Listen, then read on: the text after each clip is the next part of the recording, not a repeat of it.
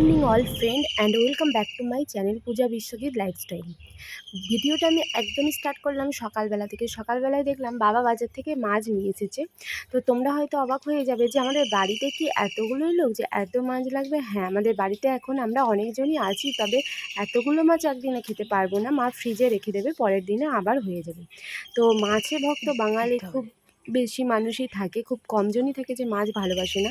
তো আমাদের বাড়িতে ডেলি মাছ হয়, মাংস ডেলি হয় না।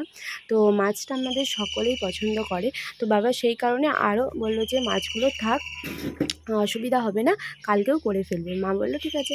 তো ডেলি ডেলি তো আর বাজার যাওয়া সম্ভব নয়, তাই বাবা বললো যে একবারে নিয়ে চলে এসেছি, দুদিন ধরে হয়ে যাবে। তো এটাই আর কি। আর এই ভিডিওটা আমার অনেক দিন আগে থেকে করা ছিল ফোনেতে, বাট শেয়ার করতে পারিনি। তোমরাই জানো যে কেন শেয়ার করতে পারিনি। আর যদি কেউ না জেনে থাকো অবশ্যই আমাকে কমেন্ট করে জানাবে যে কেন বা পারিনি ভিডিও শেয়ার করতে, বা কী কারণ। আমি সব কিছু তোমাদের সাথে ধীরে ধীরে শেয়ার করব। তো মা দেখতেই পেলে মাছগুলো বাছছিল।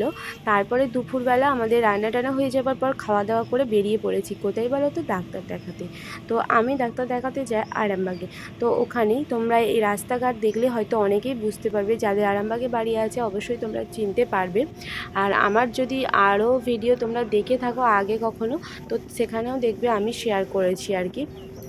আর ডাক্তারখানা বেরিয়ে পড়েছি, বৃষ্টি শুরু হয়ে গেছে, সেই জন্য দেখো রাস্তাঘাটের পরিস্থিতি।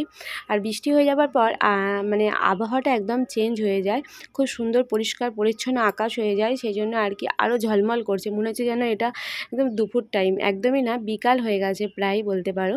তো সেই জন্যই আর কি। আর পরিবেশটা শুধু দেখো, সবুজে সবুজ, সবুজ ক্ষেত। আর আমরা যেহেতু গ্রাম অঞ্চলের মানুষ, তো এখানকার আর কি চারপাশে শুধু ধান ক্ষেত আর ধান ক্ষেত, যতদূর চোখ যাবে ধান ক্ষেতটাই তোমরা দেখতে পাবে। আর তোমাদের সাথেও শেয়ার করে দিলাম। ধান ক্ষেত দেখতে ভীষণই সুন্দর লাগে, কারণ পুরোটাই সবুজে সবুজ, তাই না? তো এরকম সুন্দর একটা দৃশ্য না শেয়ার করলে হয় বলো? আর তারপরে সন্ধ্যের টাইমে মা এসে কী করেছিল বলো তো? ষষ্ঠী পুজো করাবে বলে, মানে আমার ভাইপোর আর কি ষষ্ঠী পুজো করাতে হয়। তো মা একা হাতে সব কিছু জোগাড়যন্ত্রী করেছে, কিছুই কেউ মানে আমরা কেউ করিনি বলতেই পারো। মা সবটা নিজে হাতে কত সুন্দর জোগাড় করেছে দেখো। করে আবার ষষ্ঠী পুজো করাও হয়ে গেল। আর আমাদের এই যে পুচকুকে শুইয়ে দিয়েছে, ও কিন্তু একদম সুন্দরভাবে শুয়ে শুয়ে ঠাকুর দেখছে, তাই না? ও ওরকমই ভীষণই শান্ত প্রকৃতির ছেলে আর কি। তো ও শুয়ে শুয়ে যেটা করা কাজ ওর সেটাই করছে। আর দুপুরবেলার টাইমে লাঞ্চে আর কি এগুলোই আমাদের ছিল আজকে মেনু। তো সেটা আগে শেয়ার করার কথা ছিল, বাট করতে পারিনি, শেষেই করে দিলাম। তো আর যেহেতু আমার হাতে টাইম নেই, তো তোমরা একটু মানিয়ে নিও প্লিজ, পরে আবারও ভিডিও শেয়ার করবো। এখন তাহলে টাটা।